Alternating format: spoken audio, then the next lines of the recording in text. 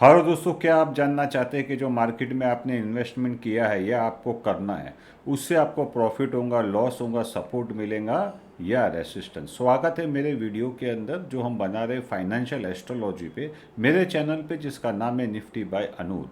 आज हम बात करने वाले हैं, हमने यहाँ पे क्या किया है, 29 नवंबर शाम के 7:30 बजे का हॉरोस्कोप बना दिया है। हम ये समझने की कोशिश कर रहे हैं कि 1 अक्टूबर से लेके 6 अक्टूबर तक मार्केट के अंदर क्या क्या हो सकता है। हमने एरीज लग्न यहाँ बना लिया है। एरीज लग्न एक नैसर्गिक लग्न है, उसके ऊपर हमने जो ग्रह बता बैठा दिए है, उस ग्रहों का मार्केट के ऊपर, कॉमोडिटी के ऊपर और विशेष करके अलग अलग सेक्टर पे क्या असर पड़ेगा, ये हम समझने की कोशिश करेंगे। सबसे पहले एक छोटी सी बात आप ध्यान में रखेंगे, ये वीडियो जो है वो एस्ट्रोलॉजिकल गाइडेंस है, फाइनेंशियल एस्ट्रोलॉजी, फाइनेंशियल एडवाइस बिल्कुल भी नहीं। मार्केट में इन्वेस्टमेंट करने से पहले अपने एक्सपर्ट एडवाइज़र की सलाह ज़रूर ले, इसे एक गाइडेंस की तरीके से इस्तेमाल करें। अपना पर्सनल हॉरोस्कोप एस्ट्रोलॉजर को ज़रूर दिखाएं। एस्ट्रोलॉजी आपको राइट डायरेक्शन दे सकती है, डिसीजंस आपको लेने हैं, रिस्क मैनेजमेंट आपको करना है। तो चलिए चलते हैं मार्केट के अंदर और वीडियो के अंदर और देखते हैं कि मार्केट के अंदर क्या क्या होने की पॉसिबिलिटीज़ है। ऐसे इंटरेस्टिंग वीडियो के लिए चैनल को लाइक कीजिए, सब्सक्राइब कीजिए। तो यहाँ पे आप देख रहे हैं हमने क्या किया है, एरीज लग्न बना डाला है। 3 नंबर यानी जेमिनी में गुरु है, शुक्र और केतु। 5 नंबर में रवि और बुध को आप यहाँ पे देख रहे हैं, वो है वर्गो के अंदर। लिब्रा के अंदर आप देख रहे हैं मंगल पड़ा हुआ है, और धनु राशि में आप देख रहे हैं चंद्रमा और राहु को आप देख रहे हैं एक्यूरेट साइन में, और शनि वक्री पड़ा है 12वें घर में। तो सबसे पहले हम लोग देख लेंगे कि इस महीने के अंदर क्या क्या प्लैनेट्स राशि बदल रहे। तो सबसे पहले सूर्य जो है वो राशि बदलने वाला है 18 तारीख के अंदर। तो क्या होता है, सूर्य जब राशि चेंज करता है तो स्ट्रक्चरल चेंजेस मार्केट के अंदर आ सकते हैं। मर्क्यूरी राशि ये महीने में 2 बार बदली कर रहा है। एक बार 3 तारीख को वो यहाँ से निकल के लिब्रा के अंदर चले जाएगा, फिर 25 तारीख को वो स्कॉर्पियो राशि में आ जाएगा। तो यहाँ से लेके यहाँ तक का जो सफ़र है, इसके अंदर भी मार्केट के अंदर ट्रेंड्स के अंदर अप एंड डाउन 101% हो सकते हैं। अभी ये जो यहाँ पे विनस आप देख रहे हैं, ये विनस क्या करेगा, 12 तारीख को आ जाएगा यहाँ पे वर्गो साइन के अंदर। तो वर्गो के अंदर जब आता है तो वर्गो है वो सर्विस सेक्टर है, शुक्र जो है वो लग्जरी है, ऑटो है, तो उसके अंदर स्ट्रक्चरल चेंजेस आ सकते हैं। मंगल जो आप 7 नंबर लिब्रा में देख रहे हैं, वो शिफ्ट होके यहाँ पे आ जाएगा 28 तारीख के अंदर स्कॉर्पियो राशि के अंदर। और एक बड़ा चेंज आने वाला है, वो आने वाला है कैंसरियन साइन में गुरु आने वाला है। ये कब आएगा, 19 तारीख को। तो 19 तारीख को गुरु का कैंसर साइन में आना बहुत सारे सेक्टर्स के लिए एक चेंज ला सकता है। तो ये तो हमने बात कर ली ग्रहों की, राशि की और बदलने वाले राशियों की, ग्रह की जो पोजीशन चेंज होने वाली है। सबसे पहले जो हम लोग बात करेंगे वो आईटी सेक्टर की बात करेंगे। तो सर आईटी सेक्टर के अंदर हो क्या रहा है, हम लोग देख ही रहे कि एक बहुत बड़ा सेल ऑफ आया है। IT sector year on year 19% नीचे आपने देखा। जितने भी जो टीसीएस है, इन्फोसिस है, उसके जो आप वैल्यूएशन देख रहे हैं बहुत माउथ वाटरिंग है। लेकिन ग्रहों की स्थिति को देखते हुए हमको ऐसा लगता है कि इसके अंदर कोई एक बहुत बड़ा अप ट्रेंड आ जाए, इसके चांसेस कमती है। इसके अंदर बाउंस आ सकता है। जिन्होंने लॉन्ग टर्म इन्वेस्टमेंट के लिए शेयर्स लिए, उनको पैनिक होने की ज़रूरत नहीं है। कोई कॉन्ट्रा ट्रेड प्ले करना चाहता है तो इसके लिए भी अपॉर्चुनिटी मिल सकती है। आईटी के बाद में हम लोग आ जाते हैं फार्मा के अंदर। तो फार्मा के अंदर क्या हो रहा है, फार्मा के अंदर भी एक सेल ऑफ देखने को मिल रहा है। अभी अगर हम ग्रहों की स्थिति को देखें और उसको फार्मा सेक्टर के साथ में अगर हम कनेक्ट करें, तो इसके अंदर हमको क्या देखने को मिल रहा है कि हम लोग देख रहे हैं कि एक तो फार्मा के अंदर सेल ऑफ आ गया, लेकिन वो सेल ऑफ है वो आईटी जितना नहीं है। ईयर ऑन ईयर खाली जो फार्मा है वो 7% सेक्टर तो नीचे दिख रहा है। लेकिन अगर स्टॉक्स को आप देखेंगे तो कुछ स्टॉक्स इसके अंदर ऐसे भी है जो 25% नीचे चल रहे हैं।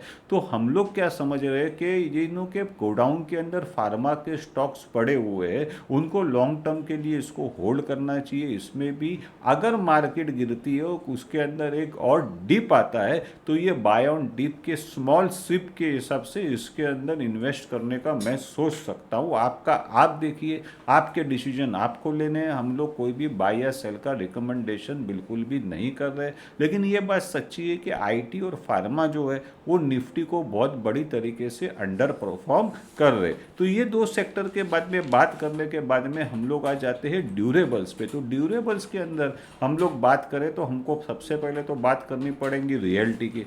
अब रियल्टी के अंदर क्या हो रहा है, अगर आप देखेंगे कि रियल्टी का जो इंडेक्स है निफ्टी रियल्टी इंडेक्स जो है वो 20% नीचे चल रहा है। अब ये 20% नीचे चलने से हो क्या रहा है इसके अंदर कि इतना बड़ा जो सेल ऑफ आ गया है उसके अंदर गुरु की इंपॉर्टेंट रोल प्ले होने वाली है। तो इसके अंदर होगा कि अगर जिनके पास गोडाउन में रियल्टी के स्टॉक्स पड़े हैं उनको उसको होल्ड करना पड़ेगा। और प्लस के अंदर इसके जो अभी भी जो वैल्यूएशन है ना, मेरे को ऐसा नहीं लग रहा है कि इसको और बाई हम कर सकते हैं। अगर किसी के गोडाउन में पड़े तो इसको लॉन्ग टर्म होल्ड करना पड़ेगा। हम लोग देख रहे हैं कि जो हाई टिकट सेल्स है रियल्टी सेक्टर के अंदर उसके अंदर ब्रेक लग रहा है और ग्रोह की स्थिति हम लोग जो देख रहे हैं उसके अंदर कोई बहुत बड़ा बदलाव हमको दिखता नहीं है। रियल्टी के बाद में अगर हम ऑटो की बात करें तो ऑटो सेक्टर के अंदर क्या हो रहा है कि ऑटो सेक्टर के अंदर एक प्रॉफिट बुकिंग अभी रिसेंटली हम लोग को दिखने को मिली है।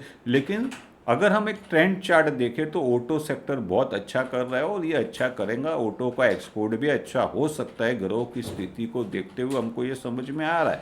लेकिन वैल्यूएशन जब मैं स्टॉक मार्केट में स्टॉक बाय करने जा रहा हूँ तो फॉर एग्जांपल मारुति की मैं बात करूँ तो मुझे तो ये फुल्ली प्राइस लगता है। इस प्राइस के अंदर लेके इसके अंदर पैसा कमाना मेरे हिसाब से डिफिकल्ट हो सकता है। तो यहाँ पे हमको क्या करना चाहिए, हमको यहाँ पे बाय ऑन डिप्स की स्थिति को अपनाना चाहिए। ऑटो के बाद में हम लोग बात कर ले हुए एफएमजीसी सेक्टर की। तो एफएमजीसी सेक्टर के अंदर क्या हो रहा है, उसके अंदर भी एक जबरदस्त हमको सेल देखने को मिल रहा है। एफएमजीसी निफ्टी एफएमजीसी जो है वो ईयर ऑन ईयर 16% नीचे चालू है। जितने भी कंज्यूमर फेसिंग स्टॉक्स है सबके अंदर हमको जबरदस्त सेल ऑफ देखने को मिला है। चाहे वो हिंदुस्तान लीवर होवे, चाहे वो गोदरेज कंज्यूमर प्रोडक्ट होवे, चाहे वो ट्रेंड होवे, चाहे वो नेस्ले होवे। तो ये सब के अंदर अगर आपके गोडाउन में पड़े हैं तो आपको इसको होल्ड करके रखना पड़ेगा। सारी कंपनीज अच्छी है, एफएमजीसी सेक्टर भी अच्छा ही है, लेकिन इसके अंदर कॉन्ट्रा प्ले करने के लिए भी हमारे को हमारा माइंड ओपन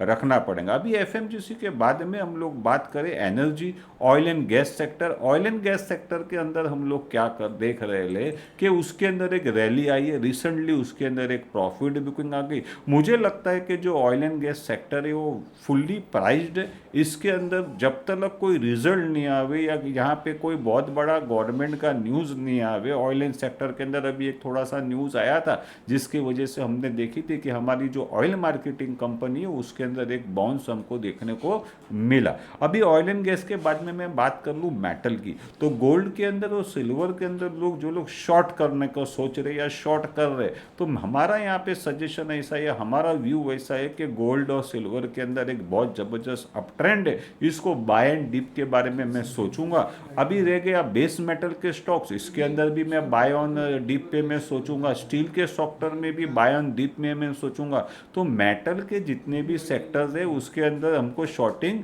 नहीं करनी चाहिए, ऐसा मेरे को लगता है। आपका आप देखिए सर, मेटल के बाद में हम लोग लास्ट में आ जाते हैं बैंक निफ्टी के अंदर। तो बैंक निफ्टी के अंदर हम लोग ने क्या देखा है कि उसके अंदर हम लोग को एक सेलिंग देखने को रिसेंटली मिल रही है। तो बैंक निफ्टी के अपने चैलेंजेस है और बैंक निफ्टी इन सब सेक्टर्स के बिना तो चल नहीं सकता। दिवाली दशहरा इनका सेल्स का क्या होगा ये भी हमको देखने का रहेगा। सबसे पहले तो आप क्या कीजिए सर, मेरे चैनल को सब्सक्राइब कर लीजिए, पेज को फॉलो कर लीजिए। जिस भी प्लेटफॉर्म के ऊपर आप मेरा ये वीडियो देख रहे हैं उस वीडियो के ऊपर आप इसको लाइक कीजिए, शेयर कीजिए, रिट्वीट कीजिए।